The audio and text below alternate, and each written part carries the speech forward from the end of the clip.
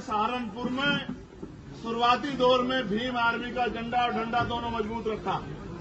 ये आपका बल है जिसने देश और दुनिया में मेरे जैसे सामान्य कार्यकर्ता की भी एक बहुत बड़ी पहचान बना दी। क्योंकि अभी हम लोग उस मंजिल तक नहीं पहुंचे जिस मंजिल पे पहुंचने के बाद बदलाव होगा। मेरी एक आवाज पे सीना तान के हर लड़ाई को लड़ा। तो अलग बात है कि मेरे हिस्से में गोली भी देवबंद में ही आई। जिन्होंने इस भीम आर्मी को तैयार किया, जिन्होंने मेहनत की, जिन्होंने लाठियां खाई, जिन्होंने संघर्ष किया, जिन्होंने जेलें काटी, अगर सबसे ज्यादा जुल्म किसने सहा है तो वो जिला सहारनपुर के लोग हैं।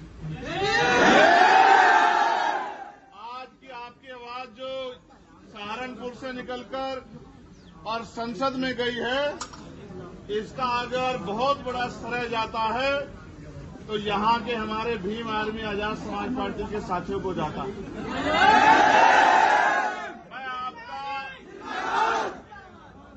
मैं आपका संघर्ष और त्याग नहीं भूला हूं। आपने मेरी एक आवाज पर मेरी हर बात को मजबूत करने का काम किया और जब जब कहीं जुल्म हुआ, देश का कोई कोना हो, आपने सहारनपुर में शुरुआती दौर में भीम आर्मी का झंडा और डंडा दोनों मजबूत रखा। ये आपका बल है जिसने देश और दुनिया में मेरे जैसे सामान्य कार्यकर्ता की भी एक बहुत बड़ी पहचान बना दी।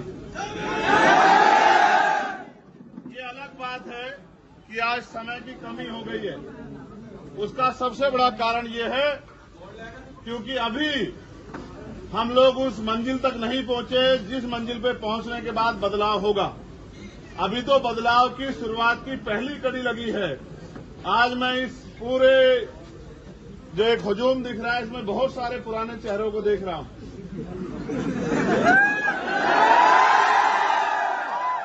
चाहे वो बेहट विधानसभा वाले हो, चाहे वो रामपुर विधानसभा वाले हो,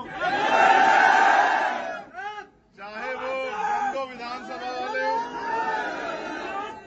चाहे वो नकुड़ विधानसभा वाले हो, और चाहे ये बीच में देहात वाले हो, और चाहे हमारे शहर के जिम्मेदार साथी।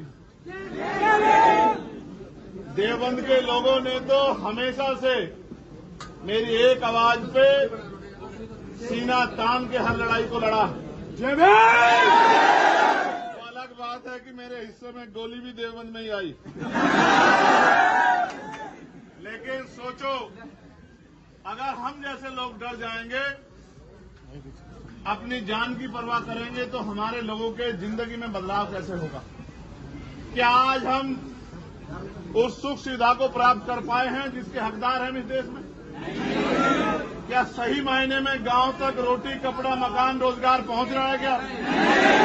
क्या इज्जत की जिंदगी देश भर में कमजोर वर्गों के लोगों को मिल रही है? क्या बहन बेटियों पे जो जुल्म हो रहा था वो बंद हो गया? क्या